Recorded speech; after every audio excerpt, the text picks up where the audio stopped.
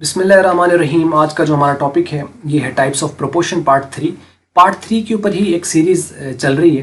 तो पिछले लेक्चर्स आपने अगर देखे हैं तो आपको मालूम होगा हम लोगों ने टाइप्स ऑफ प्रोपोर्शंस की थी, जिसमें टाइप्स ऑफ प्रोपोर्शन आपको पता है डायरेक्ट प्रोपोर्शन होता है, इनवर्स प्रोपोर्शन होता है, कंपाउंड प्रोपोर्शन होता है, कॉन्टिन्यूड प्रोपोर्शन होते हैं। तो इनफैक्ट जो टॉपिक है टाइप्स ऑफ प्रोपोर्शन का ही पूरा चल रहा है। अब इसमें पार्ट थ्री पर जो हम हैं, असल में पार्ट वन के अंदर हम लोगों ने डायरेक्ट प्रोपोर्शन किया था, पार्ट टू के अंदर हम लोगों ने इनवर्स प्रोपोर्शन किया था, जो पार्ट थ्री था उसमें हम कंपाउंड प्रोपोर्शन कर रहे हैं। अब इसके ऊपर एक पूरी मजीद आगे डिटेल चली। कंपाउंड प्रोपोर्शन पिछली जो वीडियोस हैं उसमें हम लोगों ने 3 रेशोज़ में किया है उसको, और उसके फिर हमने 6 केस देखे थे, ए केस, बी, सी, डी, ई और एफ, यानी 3 रेशोज़ में हमने 6 केस देखे। और अब ये पार्ट थ्री है, लेकिन ये 4 रेशोज़ पर बेस कर रहा है। अब आईकॉम वालों के लिए तो ऑब्वियसली ये इतना ज़्यादा नहीं होगा कि मतलब बुक में इस तरह का क्वेश्चन नहीं है, लेकिन हम इस 4 रेशो को करने का मकसद ये है कि एटलीस्ट 3 रेशो वाला तो क्वेश्चन आता होता है, और ज़्यादातर चांसेस भी बोर्ड में यही होते हैं कि 3 जो रेशोज़ का ये जो कंपाउंड प्रोपोर्शन, इसके चांसेस काफ़ी होते हैं पेपर के अंदर। इस चैप्टर 1 में से वो आमतौर पर प्रोपोर्शन का क्वेश्चन लेते हैं ज़्यादातर, तो बाकी तो पूरी ही है, सारा ही करना है। तो एनी हाउ, अब इसमें 4 रेशो का क्वेश्चन कराने का मकसद ये है कि जब आप 4 रेशो का क्वेश्चन कर लोगे तो 3 वाला बिल्कुल आपको आसान लगना शुरू हो जाएगा। जब आप एक लेवल ऊपर मूव कर रहे हो ना, तो पिछला लेवल आपको छोटा लगता है, लेकिन अगर आप उसी लेवल पे रहें तो वो फिर बड़ा ही लगता है। तो अगर आप चाहते हो कि आपको लेवल 2 आसान लगे, तो वो 2 पे रहते हुए आसान नहीं लगेगा, आपको उसको बेहतर तौर पर करके लेवल 3 पे मूव करना है। जिस दिन आप लेवल 3 पे मूव कर गए, लेवल 2 आपको छोटा लगेगा, जैसे लेवल 2 पर आपको लेवल 1 आसान लगता है। इसी तरह है सारी चीज़ें। तो ये 4 रेशोज़ का कराने का मकसद असल में यही है। आइए हम इसको क्वेश्चन को देखते हैं। बात कर रहे हैं, if 25 men in 9 days by working 2 hours can produce 600 units। कि 25 आदमी हैं, 9 दिन हैं, 2 घंटे एक दिन में काम करें, तो यानी हर दिन वो 2 घंटे काम करते हैं, 9 दिन काम करते हैं और 25 लोग काम कर रहे हैं, तो तब जाके 600 यूनिट्स प्रोड्यूस होते हैं। वो कहता है कि देन इसी तरह चलता रहे, जैसे यही चीज़ें इसी तरह रहें, तो then how many such units can be produced with the help of 18 men। आदमी आपने 18 कर दिए, क्योंकि 25 से 18 यानी कम हो गए। हु वर्क 12 डेज, दिन बढ़ा दिए, 9 से 12 दिन कर दिए। वर्किंग 2 आवर्स थे तो 3 आवर्स कर दिए, मतलब आपने घंटा एक बढ़ा दिया। तो अब वो कहता है कि कितने यूनिट्स प्रोड्यूस होंगे। अब इसमें अगर आप देखें तो 4 रेशोज़ बनती हैं, मैन, डेज, टाइम और यूनिट्स। तो यानी एक रेशो मैन की, एक डेज की, एक टाइम की और एक यूनिट्स की, तो 4 रेशोज़ हैं यहाँ पर। तो 4 रेशो का इसको हम कैसे करेंगे क्वेश्चंस को। अब आप सबसे पहले तो इसमें हमने ये ऊपर आपको पता है ना, पिछले बेसिक जब टर्मिनोलॉजीज़ का कुछ टर्म्स का आपको लेक्चर दिया था, उसमें कहा था कि सबसे पहले आपने इनको नाम दे देना है, ठीक है। तो लेबल आ जाएगा। तो लेबल क्या है? Man, days, time, units. तो इसमें आप वैल्यूज़ पुट कर देंगे। तो 20 आपके पास जो है वो आदमी है, 25 मैन है आपके पास, और यहाँ पे 18 है। ये गलती है। अच्छा चलो आप ऐसे करें कि यहाँ पे इसको 25 को आप यहाँ 20 कर लीजिए, क्योंकि 20 यहाँ पे मैंने लिखा हुआ है।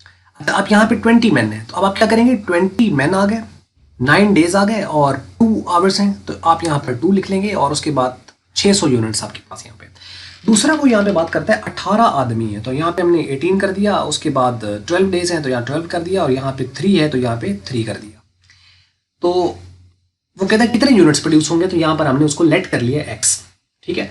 तो 20 मैन आप इसको अज्यूम कीजिएगा, क्योंकि यहाँ पर 25 मिस्टेकनली यहाँ पे लिखा हुआ है, तो वो मैंने यहाँ पे बता दिया। अब ये वैल्यूज हमने पुट कर दी। अब एरो लगाने होते हैं इसके बाद। अब एरो छोटी वैल्यू से बड़ी की तरफ लगते हैं। अब इसमें ये देखें 18 और 20, तो नीचे से ऊपर की तरफ, 9 और 12 नीचे की तरफ, 2 और 3 नीचे की तरफ। इसका अब सवाल पैदा होता है कि इसका तो x है, इसका हमें कैसे पता चला कि x बड़ी वैल्यू है। उसका तरीका वही है जो पिछले लेक्चर्स में आपने सीखा, कि आपने ये जो इनपुट्स की वैल्यूज है ना, ये देखा ना, मैन, डेज और टाइम, ये इनपुट है और यूनिट्स आउटपुट है। आपने इनको मल्टीप्लाई कर लेना है। ये याद रखिएगा कि ये जरूरी नहीं है कि इन तीनों को मल्टीप्लाई करें तो 600 बनना चाहिए, नहीं, ऐसा नहीं है।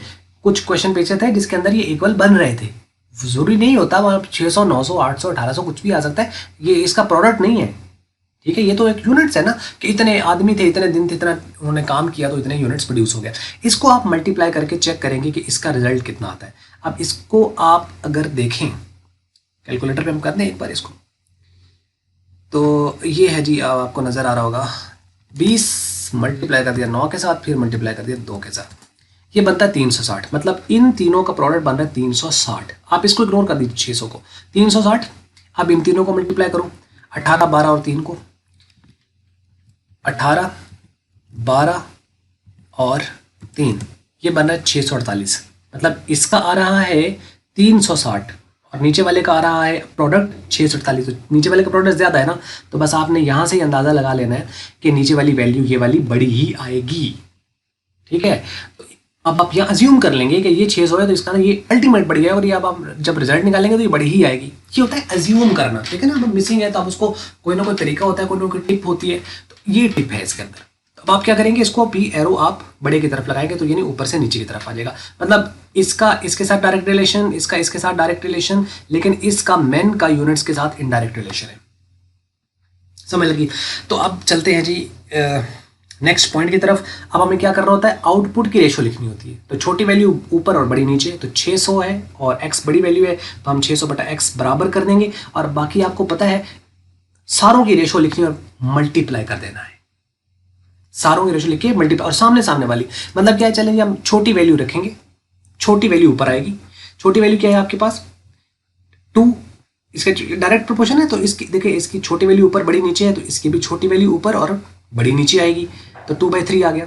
इसका क्या है, मल्टीप्लाई कर देंगे, छोटी वैल्यू ऊपर और बड़ी नीचे, क्योंकि ये इसके साथ सेम आ रहा है, इसका भी 9, लेकिन ये इनवर्स है। अब आपको करना कुछ नहीं है, ये ऑटोमेटिकली बड़ी ऊपर आ जाएगी। यहाँ पे देखें 20 ऊपर आ गई और 18 नीचे आ गया।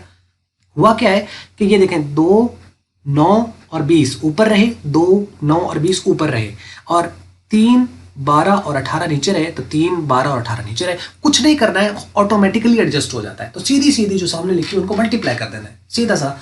ये एक आंसर है इसका। अच्छा, अब हम क्या करेंगे, इनको ये जो 600 बटा x एज इट इज लिख देंगे, इसको मल्टीप्लाई कर दो 20 को 9 के साथ इसके साथ, तो ये 360 बनेगा। अभी हमने कंप्यूट भी किया था, और नीचे वाले का ये 648 आ रहा था, तो ये 648 आ गया। अब इसको क्रॉस मल्टीप्लाई कर देंगे, इक्वल टू है, क्योंकि मीन्स का प्रोडक्ट एक्सट्रीम के इक्वल होता है। तो x को 360 के से किया तो ये 360x आ गया, जबकि आपके पास नेक्स्ट आपने 600 को 648 से किया तो ये 3,88,800 ये आ गया। अब इसको आप 360 ये इधर मल्टीप्लाई उधर जाकर डिवाइड हो जाएगा, इस पर डिवाइड करें तो 1080, मतलब 1080 यूनिट्स प्रोड्यूस। अब देखें 600 था और मैंने कहा था ये ज़्यादा ही आएगी, और ये ज़्यादा ही आई है। तो 1080 इसका यूनिट्स जो है वो प्रोड्यूस होंगे, यानी 600 अगर पहले प्रोड्यूस हो रहे हैं तो आप कितने प्रोड्यूस होंगे, 1080 यूनिट्स प्रोड्यूस होंगे। अगर बाकी चीज़ें उसी तरह रहें और ये इस तरह चेंजेस हों तो इतने यूनिट्स प्रोड्यूस होंगे। अब आपने करना क्या है, on similar pattern you can solve all the other parts. अब अदर पार्ट से क्या मुराद है, अदर पार्ट से ये मुराद है कि आपको 6 केस कराए मैंने 3 रेशो पे बेस करते हुए। अब एक बार हमने ये मिस किया ना, अब आप यहाँ पे लिखो 1080 और इसकी जगह x लेकर इसको चेक करो 600 आंसर आता है कि नहीं, बाकी चीज़ें उसी तरह रहेंगी।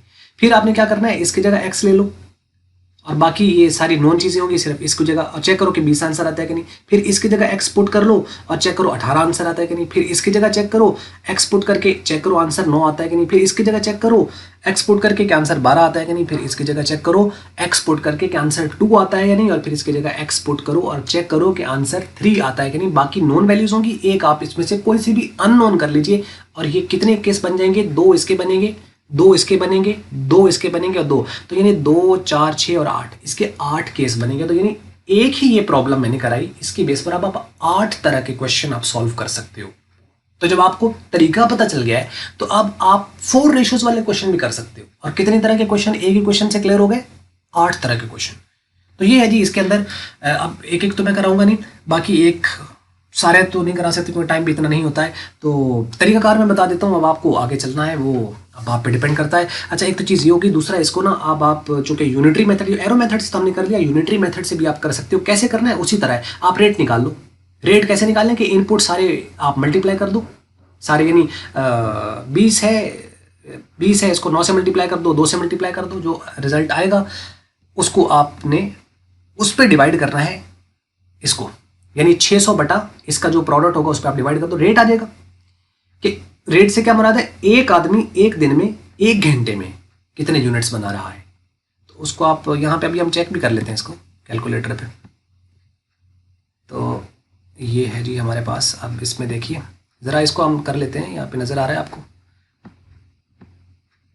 ये हम देखते हैं जी कैसे आता है इसका।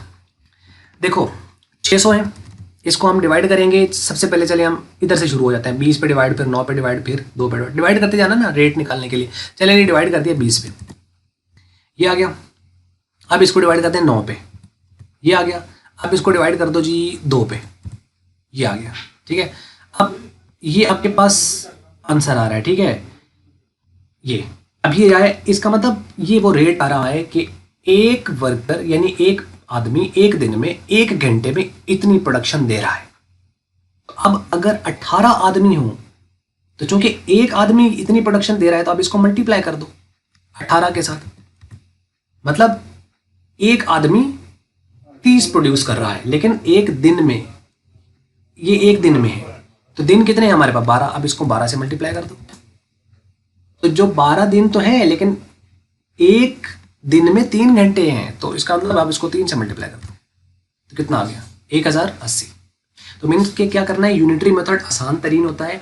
उसमें सिंपल इतना करना होता है कि एक बार डिवाइड कर तू सारी को, यानी इसको ऊपर रख के इस पे डिवाइड, इस पे डिवाइड, इस पे डिवाइड, वो रेट आ जाएगा। उस रेट को आपने इससे मल्टीप्लाई, इससे मल्टीप्लाई, इससे मल्टीप्लाई, आंसर आ जाएगा। बाकी अगर इनमें से कोई मिस हो तो आपने सिंपल शिफ्ट करना है लेफ्ट, यानी इधर कोई चीज मल्टीप्लाई दूसरे से जाकर डिवाइड हो जाएगी, डिवाइड है तो मल्टीप्लाई हो जाएगी, इस तरह है। तो मीन्स को आपने इसको यूनिटरी मेथड और एरो मेथड दोनों तरीकों से कर लीजिए। 3 रेशो की भी मैंने करा दी, 4 रेशो क्वांटिटीज वाली भी करा दी। इस तरीके से आप सॉल्व कर पाओगे। कोई क्वेश्चन हो तो आप कमेंट्स में जरूर लिखिएगा, हम कोशिश करेंगे आंसर करने की। मल्टीपीडिया की अगर आपको ये वीडियो अच्छी लगे तो उसका आप लाइक कर लें, शेयर कर लें दूसरों के साथ। अगर आपको अच्छी नहीं लगी तो आप कर लें डिसलाइक, और वीडियो देखने का हमेशा की तरह बहुत बहुत शुक्रिया।